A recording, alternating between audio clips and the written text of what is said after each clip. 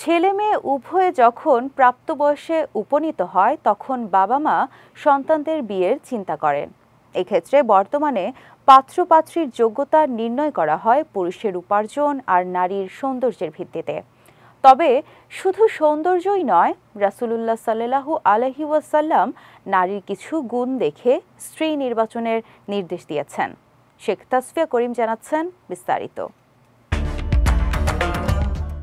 একজন মুমিনের ঈমানের পূর্ণতায় সহায়ক হিসেবে কাজ করে বিয়ে। এর মাধ্যমে নারী ও পুরুষের মাঝে গড়ে ওঠে পবিত্র ও মধুর সম্পর্ক। বিয়েতে পাত্রী নির্বাচনের ক্ষেত্রে রাসূল সাল্লাল্লাহু আলাইহি ওয়াসাল্লাম বলেছেন, নারীদের 4টি গুণ দেখে বিয়ে করো: তার সম্পদ, তার বংশমর্যাদা, তার রূপ সৌন্দর্য ও তার দ্বীনদারি। তবে তুমি দ্বীনদারিকে প্রাধান্য দেবে, নতুবা তুমি ক্ষতিগ্রস্ত হবে। নবীজি সাল্লাল্লাহু আলাইহি ওয়াসাল্লামের এ নির্দেশের মূল কথা হল, দ্বীনদার মেয়ে পাওয়া গেলেই যেন তাকে স্ত্রী রূপে গ্রহণ করা হয়। দ্বীনদারি নারী বাদ দিয়ে অপর কোনো গুণসম্পন্না মেয়েকে বিয়ে করতে আগ্রহী হওয়া পুরুষের জন্য উচিত নয়। মুসনাদে আহমদে বর্ণিত আছে, একদা নবীজি সাল্লাল্লাহু আলাইহি ওয়াসাল্লামকে জিজ্ঞাসা করা হয়েছিল, বিয়ের জন্য কোন ধরনের মেয়ে উত্তম।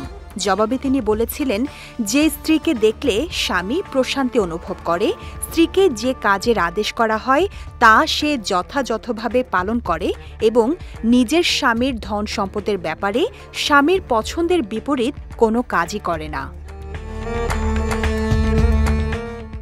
নবীজি সাল্লাল্লাহু আলাইহি ওয়াসাল্লাম সুস্পষ্ট ভাষায় নির্দেশ দিয়েছেন, তোমরা স্ত্রীদের কেবল তাদের রূপ সৌন্দর্য দেখেই বিয়ে করো না, কেননা এই রূপ সৌন্দর্যই অনেক সময় তাদের ধ্বংসের কারণ হতে পারে।